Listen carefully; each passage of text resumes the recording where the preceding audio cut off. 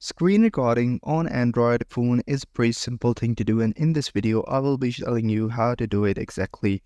So every Android phone has a special feature to screen record the screen. So in order to do that, all you have to do is to go to the tools area and you can select the screen recording app, so that way you can access it. The other method is going to the notification panel. In the notification panel, you can see that there is a screen recording option.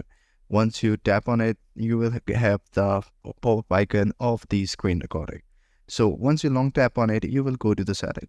Here, you can see that you can change the resolution. Once you change the resolution, the Mbps and the video quality bitrate will be affected. So you can change between different orientations, sound source, fixed frame rates, and you can change the frame rates as well. You can show the gestures, and that's how you can do it.